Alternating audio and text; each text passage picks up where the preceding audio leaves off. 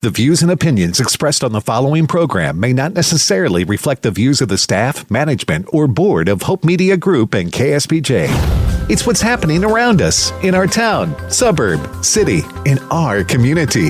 It's Community Beat with Kim Kasi McKee on 89.3 KSBJ. Well, hello, and welcome to Community Beat, where we're keeping you tuned in to the topics that are impacting our local communities and helping them thrive. I'm your host, Kim Kasi McKee, and I'm so excited about our guest today. We're here on the eve of Mother's Day, and we want to introduce you to a mother of 9 children. I have great respect for mothers of 9 children. My mother had 9 children, but this lady adopted 9 children. And in addition to her huge family, this very special mother has a huge heart. Our guest today is Debbie Simmons, who's founder and executive director of Anchor Point Ministries.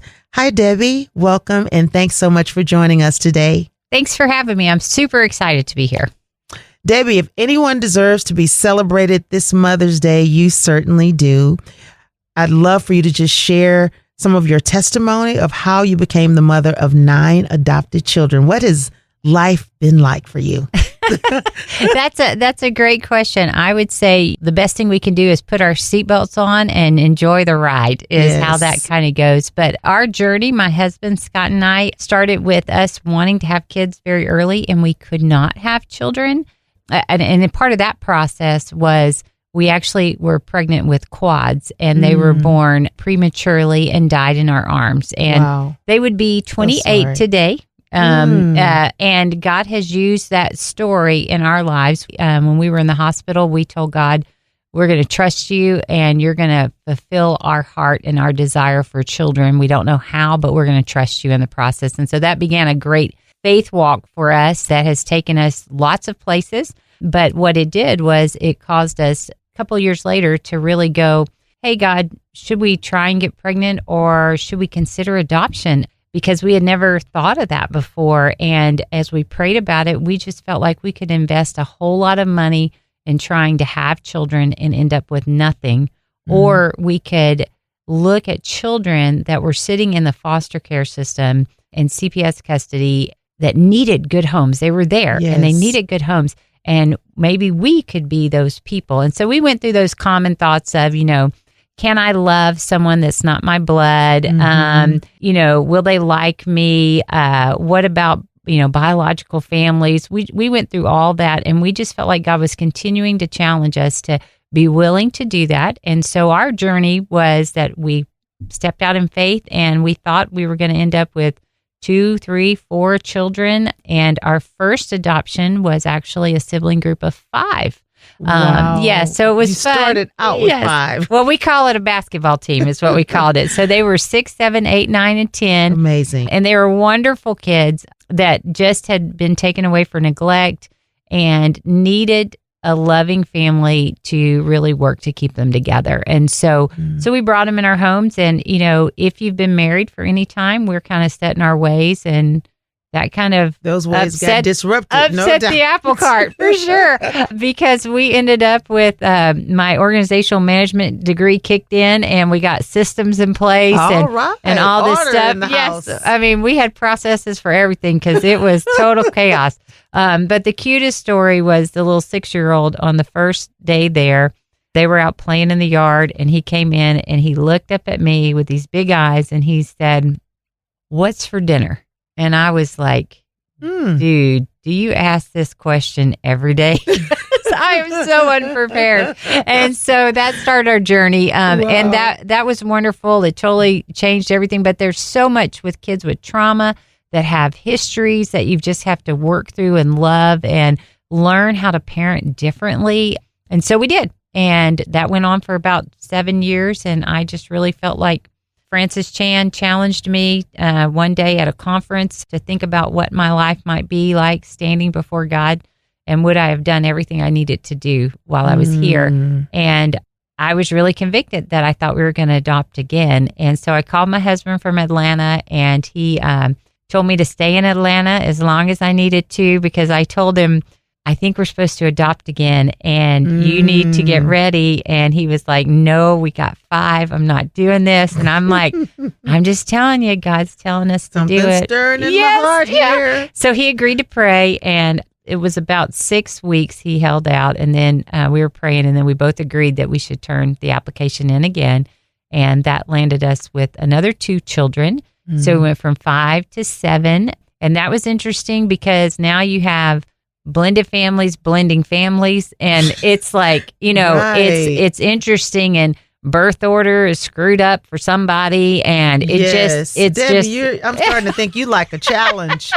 It's just it's fascinating. And so they're all great kids. So we continued on our way with 7, and we're going to talk about our ministry in just a little bit, but that was when God challenged me to be willing to start Anchor Point in the middle of that. And a couple of years later, we had a daughter that had a child that we thought might end up in CPS custody. And I started praying about it. And I was like, maybe we're supposed to be prepared to handle that child if we need to. And so I talked to my husband. I said, I think God wants us to turn our application in again. Neither one of us were like, go, ready to go for more kids, because we had lots of teenagers, and that's hormones and driver's ed. That's all we ever do. So as we went along, we just started praying about it. And my husband was like, no, we're not doing that. No. And I said, you just keep praying. And that was about 6 months. And after those 6 months, he said, okay. And we turned our application in, and lo and behold, they thought we were qualified to have 2 more. And so they gave us 2 more. So that's how we ended up with 9. And probably about 5 years ago, I told him, well, they're moving out of the house. Maybe we should do it again. And my goodness. He got smart, and he told me to pray about it. And so I prayed about it, and we decided that God didn't want us to add any more right now, but to spend more of our time investing in people who could take children in their homes. And so it would have a bigger ripple effect. And so that's awesome. That's how we quit bringing them in our home. But we helping others to now do we're that. bringing grandbabies in. So we're like all over that. Oh, wow. Yeah. So that's how we ended up with the 9. So Debbie, for people who may be listening and maybe they're thinking about foster care or adoption, how available is support to help people to navigate through the things that you're talking about? Because you can only imagine the challenges that not only are these children experiencing, but as you've mentioned, the challenge of bringing in a blended family into a blended family. Are there resources available to help people navigate through those things? Well, first I would say you should be really prayed up before you get involved in that. Okay. And then second thing that I always tell parents when we are training them. So we actually do through Anchor Point a course called Discover Adoption and Foster. It's a fostering thing for you to understand what you're getting into. And the cool thing about the course is at the end of the course, you're not committed to take anybody home at that point. So it's a safe place for you to process and figure out, like, what are the difficulties that kids face? Can I handle it? And then what do I need to do? And then our ministry actually can come alongside of you. We don't actually do placement through Anchor Point, but what we do is we do come alongside the families on the backside once they've gone through, and we're trained in trauma-informed care, and TBRI is a common word that people hear. And what do counselors or our staff need to do with our therapeutic camps and stuff like that to help families? So we do that. There are other, depending on where the person is, they could probably call our office and we could probably connect them with some other resources depending on distance. But we do have our therapeutic camp, which is our Pathway to Hope camp, coming up this summer, and the applications are open right now. So if someone is struggling with a kid and doesn't quite know what to do, that's a perfect camp to think about. It's a VBS on steroids and Breakdown Central, but it's wonderful. We see lots of gains in the children, and the parents are empowered. So I would encourage people to check that out, but that would be a great resource. But you definitely need to know that when you bring children in your home, you're on a mission field 24/7. So you need to be called and you need to be committed, because it is going to be a challenge and there are going to be hard things, but God is faithful in that. But it's faithful because we are obedient. Yes. Well, Debbie, I couldn't help but notice all of the times you mentioned prayer with you and your husband praying. even that God would speak to one or the other of you, because I can only imagine if the couple were not on the same page, that it could be very difficult, if not impossible. Yes. But I just want to celebrate. What's your husband's name? Scott. Scott, if you're listening. He's an angel. Oh, yes, he is. Yeah. I know we're celebrating mothers, but wow, mothers who have a Scott have wind beneath their wings. Yes. And so what a blessing to see what God used you all to accomplish together. And you've been together for how long? 32 years. So. Wow. So incredible. Well, congratulations to that for all that you have done, including the founding of Anchor Point Ministries. So how did what God had you to do with adoption also give birth to this ministry? So not just adoption, but the love of children in particular. So it's even broader than that, is that God just has placed a heart in me that is for families, and for families to not only be able to survive in our world, but to ultimately be able to thrive. That's great. Because God is not interested in us just sitting still. He wants us to blossom and to have an impact on those around us. And so I look at children that have come out of our foster care system, or a kid that has sensory issues and behavior issues, and they get so many labels and so many things put on them that limit their ability and determine their identity. And we need to see their preciousness, and we need to pull that out. And God is writing a redemptive story. That's right. And He wants to do something so much for these kids. They have stories of impact that Satan's very interested in taking out. And so I just really have a heart for that. And what God wanted me to do, I'm an engineer by training. Okay. So I was pretty cool with what I was doing. And through the loss of our children, one of the things that became very evident for Scott and I was that we wanted to be about making a difference for eternity, because losing the boys meant that now we saw everything here in a whole different light. Sure. Eternity matters, right? It matters. And so with that, God took us on a journey of the adoption. And then in the middle of the adoptions, He challenged me to be willing to start Anchor Point, because I knew that there were families and there were girls without hope, and they needed hope, which we ultimately know is Jesus Christ. Yes. But it may look like in the form of a diaper. It may look like the form of a hug. It may look like the form of a safe place to breathe for a little while, so that we earn the right to tell them about the Jesus that we love. And so that's really why we started it, was because I knew families needed hope. And one of my girlfriends at the time was crazy enough to agree with me. And so we said, okay, we'll do this. And the really cool part of that whole story is that we, by all means, should be failures. But God shows up over and over and over again. And so all we need to do is take the next right step. That's right. And that's what we've been trying to do for, 12 years. So that is awesome. Well, you no doubt have taken thousands of right steps in fulfilling your mission, which is, tell us, what is your mission?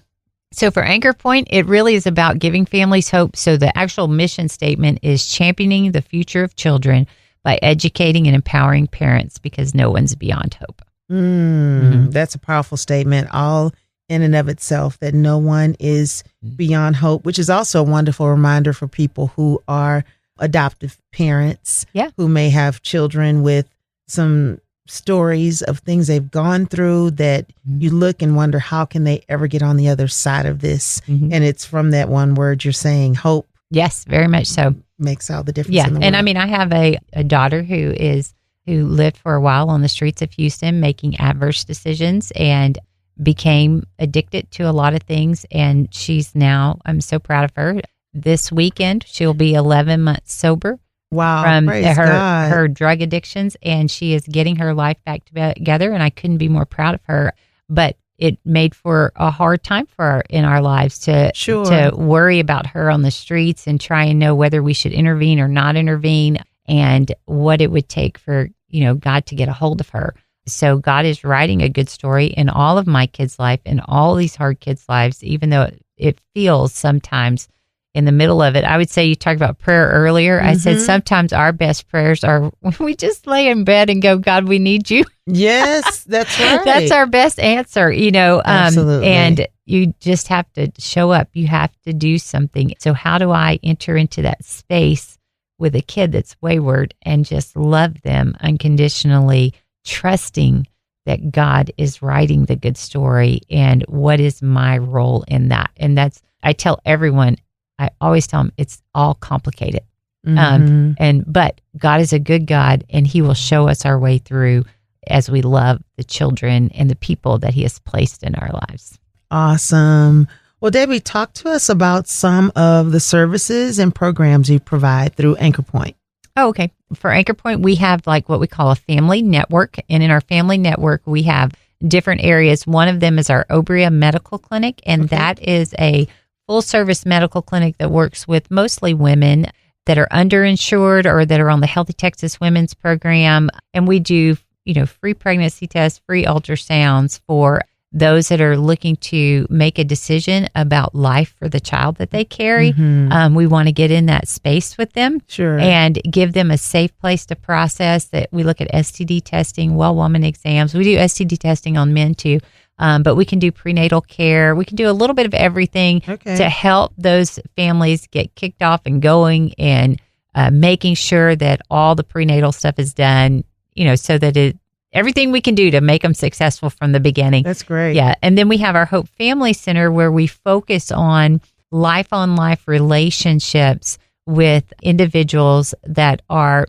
maybe in a crisis, or they're struggling, they're trying to figure their way. So we have volunteers and staff that will come alongside them and do kind of a case management type model to help them walk through life and figure out a way forward. Meeting with them weekly and then longer if needed for several years of that child's life, because we know we're going to hit road bumps along the way. And then we have our All-Star Dads program, which is our men's ministry, where we are walking alongside dads, because I've never met a prospective parent that just says, I want to be a terrible parent. That's my plan. They all say we want to be a great parent. And then I'm like, okay, well, good parents do what's best for the child. So let's talk about what you need. And our dads really want to do the right thing, but they've got their own stories, right? And their own histories, which are very complicated. And so we get men in our community to come alongside of them who are just a little further along than them. That's great. To let them see, hey, there is hope. You can make plans for the future. You can hold a job. You can do these things. So we have that. And then we have recovery ministries for sexual abuse and abortion recovery. Those are confidential groups that help ladies process through their histories and let God redeem those stories. And so that's a powerful piece of what we do all in there. And then we talked a little bit about the Pathway to Hope Camp. So working with the adoptive families, that's part of our Hope Community outreach to say, hey, what can we do to lift the tides of families? We also have tons of education, seminars, co-parenting classes to help families figure their way. That's what we kind of need. And then about a year ago, we had some free time. So we decided we decided to start a maternity home. Wow. So this is for 18 to 25-year-olds that are pregnant but just don't have a place to live. And they're in Houston, there's just not enough housing for that. And so we can have 6 girls at our facility. I think we've got a couple of beds free right now, but that is a great way for us to also come alongside and go, what do we need to do to help this young lady not only get through this pregnancy successfully, but what do we need to do to help her emotionally, mentally, physically, education, spiritually, anything you can think of to get her to be successful through about an 18 to 20 month program so that she can provide for her and her child and be a productive, well-adjusted citizen for us in the United States, and then be a person that gives back. And so we're starting to have babies there now. So that's super excited. So if I didn't have enough grandbabies, I just go over there, hang out for a while. So, but those are the combination of some of the things that we're doing in the community, some of the actual physical facilities that we have. But our goal really is strengthen families, because we know that our communities are only as strong as our weakest families.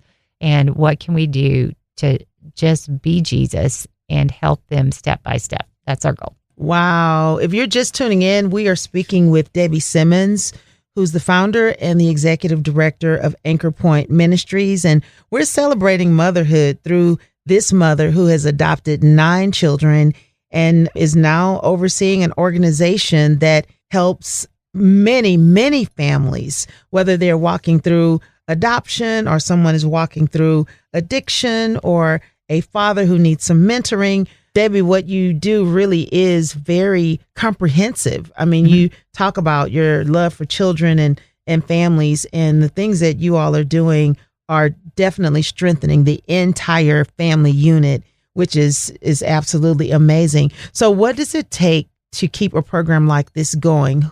Do you need volunteers? How can the community best support you? Oh, that's a lovely question. I love to get. All right.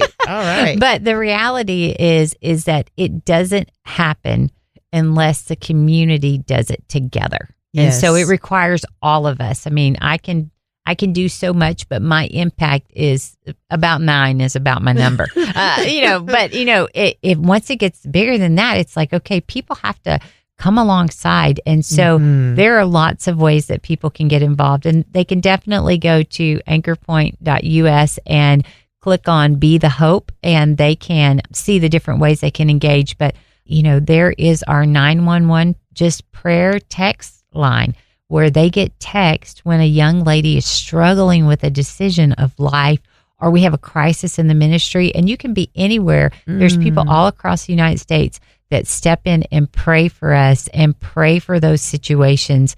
And that is invaluable because we know that lives hang in the balance at that point. And the best thing that we can do a lot of times is just all of us just pray, because God has a way to make a way through that. And we just need to plead before the Father that He would be there on behalf of those children in those crisis situations. So that is a great way to be involved. They can also, if a person has time, then they can volunteer. There are volunteer activities that they can do from their home. I mean, with the invention of all this social media stuff, there's all kinds of stuff you can do behind the scenes or administrative stuff. We've learned through COVID to be very flexible about how we do stuff. You don't have to be sitting at the office every day.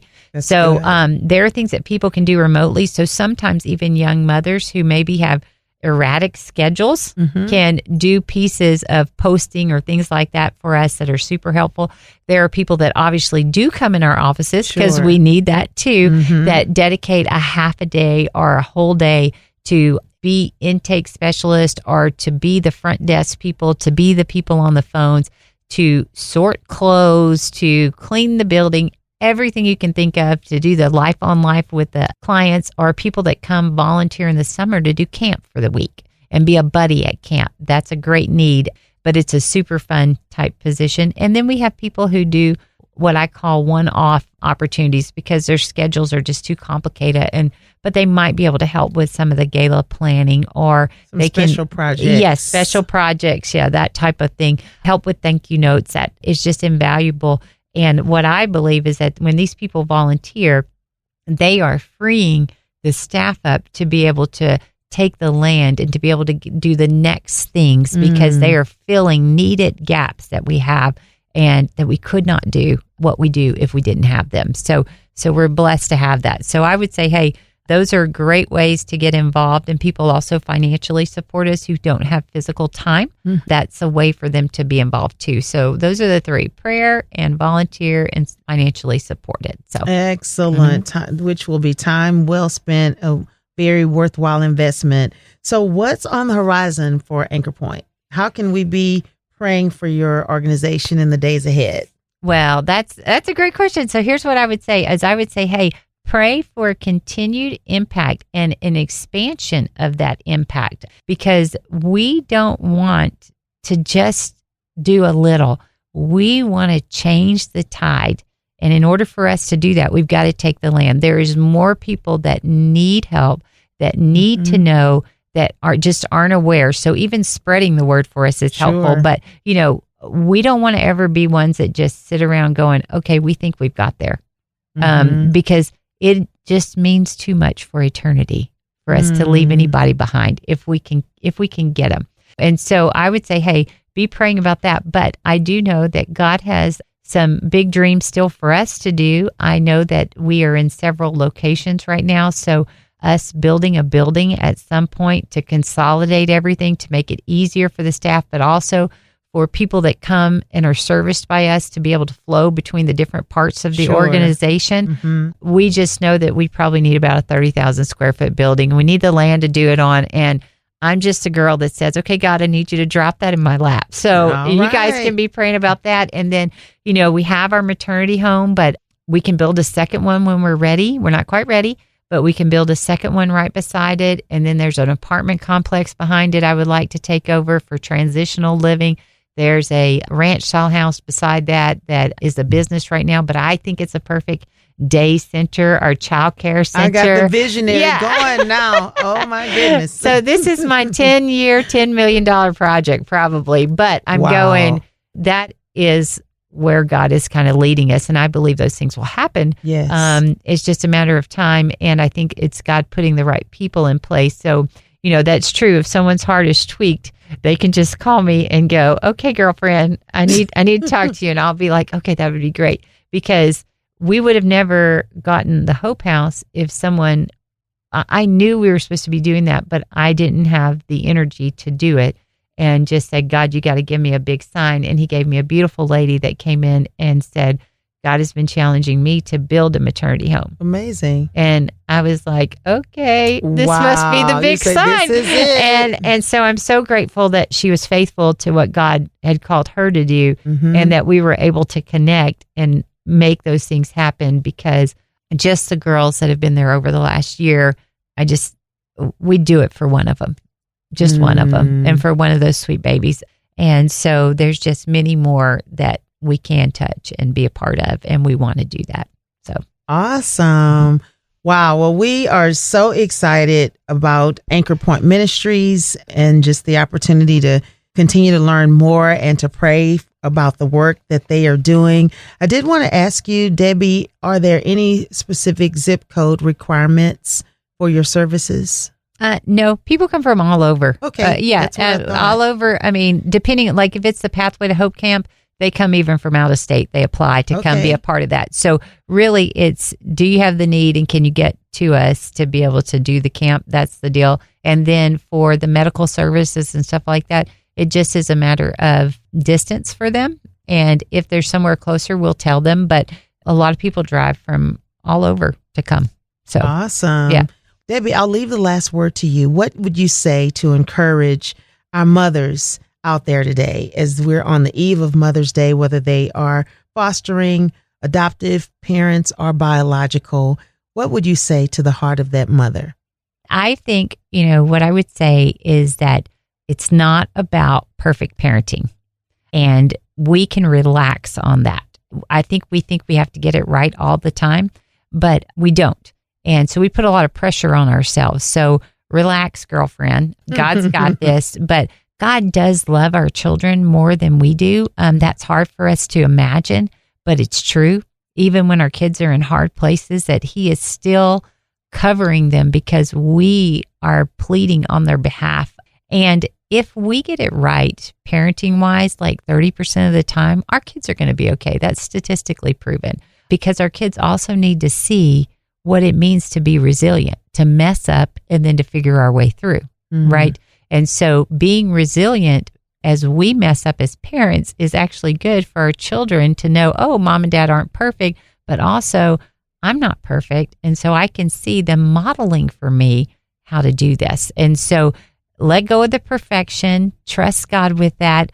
And then the thing that I want parents to know most is that when their daddy God looks at them, that he sees their preciousness as a parent, that he has not forgotten us, and that he is in the mix here, and that he hears you and he knows where you are.